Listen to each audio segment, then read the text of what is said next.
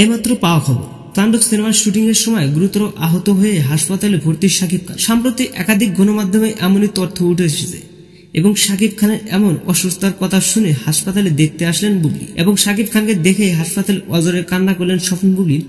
তবে কি শাকিব খানের অসুস্থতা থাকার কারণে বন্ধ হয়ে থাকবে তাণ্ডব সিনেমা শুটিং? এ বিষয়ে এবারে কি জানালেন চিত্রনায়িকা বুবলি এবং জানালেন যেভাবে শাকিব খান তাণ্ডবের শুটিং এ অসুস্থ হয়ে পড়েছিলেন, তবে কি পরিকল্পিত ভাবে এমনটাই করা হয়েছিল শাকিবের সাথে? এ বিষয়ে বিস্তারিত জানতে ভিডিওটি একটি লাইক দিয়ে সম্পূর্ণ ভিডিওটি শেষ করে দেখুন। আসন্ন কুরবানি ঈদে মুক্তি পেতে যাচ্ছে শাকিব খান অভিনীত তাণ্ডব সিনেমা। আর শাকিব খান মানে যে ব্র্যান্ড, এটা সকলেই জানেন। এই তাণ্ডব সিনেমা শুধু বাংলাদেশে নয়, দেশের বাইরেও কাঁপাবে। তাতে শাকিব খানের শত্রু চারদিকেই। ঠিক এমনই অবস্থায় মেগাস্টার শাকিব খান তাণ্ডবের একটি বিশেষ শুট করতে গিয়ে গুরুতরভাবে অসুস্থ হয়ে পড়েন। ইতিমধ্যে একাধিক গণমাধ্যমে জানা গিয়েছে শাকিব খান একটি অ্যাকশন শুটের সময় একটু বেশি সিরিয়াস হয়ে উঠেছিলেন, যে কারণে তিনি পায়ে প্রচন্ড আঘাত পেয়েছেন।